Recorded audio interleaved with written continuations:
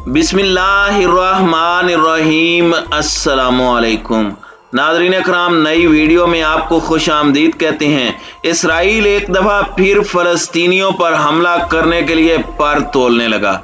Israel के बाप America ने आयरन डोम की अपग्रेडेशन और जदीद हथियारों की खरीदारी के लिए $1 अरब की मंजूरी दे दी। इसराइल की जानिब से फ़लस्तीन के अंदर हमास के खिलाफ ऑपरेशन का ऐलान कर दिया गया है। इसराइल का कहना है कि हमास के जंगजुओं और हथियार बनाने वाली फैक्ट्रियों पर वो जल्द हमला करेगा।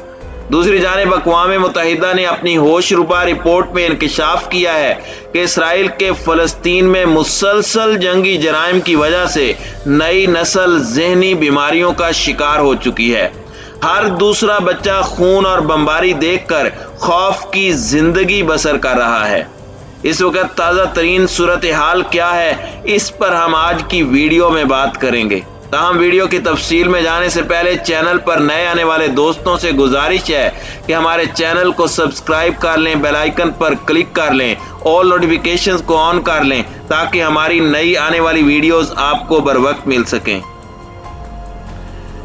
नाज़रीन कराम, जुमेरात को अमरीकी ईवान नुमाइंदगान ने इसराइल के लिए $1 अरब की हंगामी फौजी इमदाद के एक मुसव्वदा कानून के बिल की मंजूरी दी है, जिसके तहत फिजाई दिफाई निज़ाम आयरन डोम की बेहतरी के लिए इसराइल को फौरी तौर पर $1 अरब दिए जाएंगे।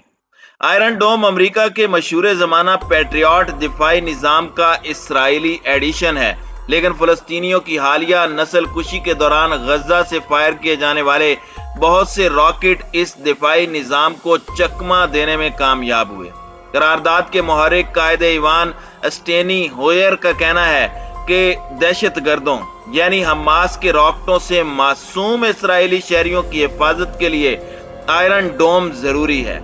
अपनी जवाबी तकरीर में फ़लस्तीनी नयाद रशीदा तलीब ने कहा कि शहरियों का कत्ल काबिल मुजम्मत है और फाजिल कायद ईवान ने इस सिलसिले में जिस फिक्रमंदी का इजहार किया है वो काबिल तहसीन है, लेकिन अमेरिका के फराहम करदा इसराइली बमबार जिस बेरहमी से गजा के फ़लस्तीनियों का कत्लेआम कर रहे हैं उसे रोकने के लिए ये ईवान क्या कर रहा है।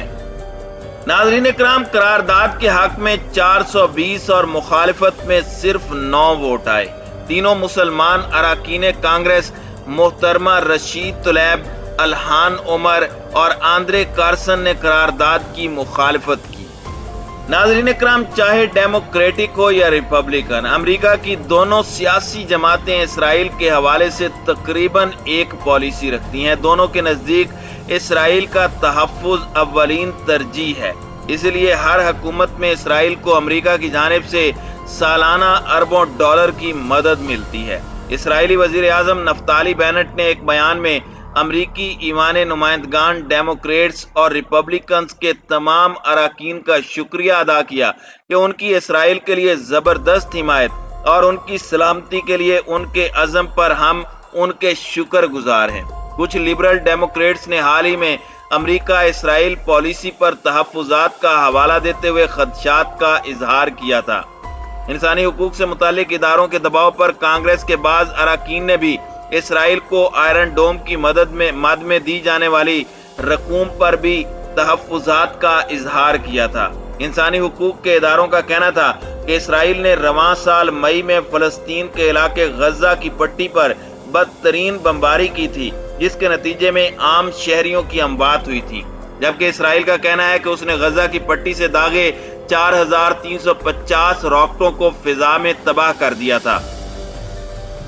नाज़रीन इकराम, वाज़ेह रहे कि हालिया जंग में इसराइल का मिसाइल दिफाई सिस्टम आयरन डोम बहुत से रॉकेटों को फिजा में नाकारा बनाने में कामयाब ना हो सका, जिससे अमेरिका, बरतानिया, फ्रांस समेत पूरे नेटो ब्लॉक के लौटले इसराइल का सारा गुरूर और तकब्बुर खाक में मिल गया। खुद इसराइली मीडिया ने भी ये हकीकत तस्लीम कर ली। गजा से बरसते रॉकेटों ने इसराइल में जानी और माली नुकसान से दोचार किया। फ़लस्तीनी घर में बने हुए देसी रॉकेट फायर करते हैं। ये लोहे का सादा पाइप होता है जिसमें बारूद भरा जाता है। फायर के लिए चीनी और पोटाशियम नाइट्रेट खाद इस्तेमाल करते हैं, जिस पर बमुश्किल $30 या $40 की लागत आती है। لیکن ایک راکٹ کو فضا میں ناکارہ بنانے کے لیے پورا سسٹم یا آئرن ڈوم سسٹم کو آپریٹ کرنا پڑتا ہے، جس کی ایک بیٹری $50 ملین کی ہے اور اس کے میزائل کی قیمت $40,000 ہے۔ جب بیک وقت کئی راکٹ آتے ہیں تو سسٹم کچھ کو ناکارہ بناتا ہے اور کچھ نکل کر ہدف تک پہنچ کر تباہی مچاتے ہیں۔ اسرائیل کے مددگار نیٹو فوجی اتحاد نے اسرائیل کی فوجی طاقت اور برتری کا ایک ہوا کھڑا کر رکھا تھا، اور اس فوجی بالادستی کا ایک سبب اسرائیل کا آئرن ڈوم میزائل نظام بتایا جاتا تھا، لیکن دیسی ساختہ راکٹوں نے ہی اس کا پول کھول دیا ہے۔ یہی وجہ ہے کہ ترکی نے امریکہ کی بجائے روس سے میزائل دفاعی سسٹم خریدا ہے۔ اب امریکہ اسرائیل کا یہ دفاعی نظام بہتر بنانے کے لیے $1 ارب کا ہنگامی فنڈ جاری کر رہا ہے، لیکن دوسری جانب پچھلے ماہ امریکی ایوان نمائندگان کے 53 ڈیموکریٹ ارکان نے فلسطین کے جنگ زدہ علاقے غزہ کی پٹی میں مشکل انسانی صورتحال سے خبردار کیا تھا۔ انہوں نے ایک خط کے ذریعے امریکی وزیر خارجہ اینٹونی بلنکن سے کہا تھا کہ اسرائیل غزہ کے لاکھوں لوگوں پر پابندیاں عائد کر کے انہیں اجتماعی سزا دے رہا ہے۔ مکتوب میں امریکی قانون سازوں نے اس بات پر زور دیا کہ غزہ میں جاری انسانی بحران ناقابل برداشت ہے۔ اس بات کو یقینی بنایا جائے کہ غزہ میں رہنے والے فلسطینیوں کو انسانی مدد مل رہی ہے اور 1.2 ملین باشندوں کی فلاح و بہبود کو یقینی بنانے کے لیے ضروری اقدامات کیے جائیں۔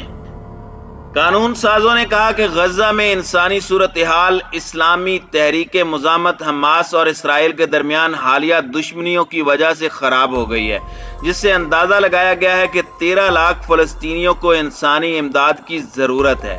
مکتوب میں اقوام متحدہ کی ایک حالیہ رپورٹ کا حوالہ دیتے ہوئے کہا گیا کہ بدقسمتی سے غزہ میں حالیہ اسرائیلی فضائی مہم نے حالات زندگی کو خراب کیا ہے، جس کی وجہ سے معصور پٹی کو $380 ملین کا نقصان پہنچا ہے اور انسانی امداد اور فوری طور پر تعمیر نو میں $485 ملین کی ضرورت ہے، لیکن امریکی حکومت نے اس پر کوئی کان نہیں دھرا۔ غزہ میں اب بھی اسرائیلی طیارے بمباری کرتے رہتے ہیں اور یہ پٹی مسلسل اسرائیلی ناکہ بندی کا شکار ہونے کی وجہ سے یہاں بنیادی انسانی ضروریات بھی ناپید ہیں۔ اقوام متحدہ نے غزہ پر مسلط کردہ جنگوں سے ہونے والے ہوش ربا مالی نقصانات کا تخمینہ لگایا ہے۔ عالمی ادارے کی تازہ ترین رپورٹ کے مطابق گزشتہ ایک دہائی سے زیادہ عرصے کے دوران ہونے والی 4 جنگوں میں صرف غزہ میں رہائش، زراعت، صنعت، بجلی اور پانی کی فراہمی کے بنیادی ڈھانچے کو $5 ارب سے زائد کا نقصان پہنچا۔ 2008، 2009، 2012 اور اب 2021 میں غزہ پٹی میں ہونے والی جنگوں کے بعد ایک ہی طرح کے مناظر دیکھنے میں آئے۔ مرنے والوں کا سوگ مناتے فلسطینی باشندے، آئندہ جنگ کے خوف سے لرزتے بچے اور کھنڈرات پر گھروں کی تعمیر نو کی کوشش کرتے فلسطینی۔ تاہم بغور دیکھنے سے ایک بھیانک حقیقت سامنے آ جاتی ہے، وہ یہ کہ تعمیر نو کا کوئی بھی منصوبہ ایک بڑے چیلنج سے کم نہیں تھا۔ ناظرین کرام، ماہرین کے مطابق غزہ کے علاقے میں بچوں میں post traumatic stress dis order بہت عام ہے۔ 2012 کی جنگ میں قریباً 1000 بچوں کی مدد سے ایک ریسرچ مکمل کی گئی، جن میں سے تقریباً ہر ایک نے کہا کہ اس نے ٹینکوں، توپوں اور فوجی طیاروں سے شیلنگ کی آوازیں سنی ہیں۔ ان میں سے نصف بچوں نے کہا کہ انہوں نے کسی نہ کسی کو زخمی ہوتے یا مارے جاتے ہوئے دیکھا ہے۔ اقوام متحدہ کی اس ہوشربا رپورٹ کے باوجود عالمی طاقتوں کے کان میں جوں تک نہیں رینگتی، وہ اب بھی اسرائیل کی پشت پناہی پر کھڑی ہیں۔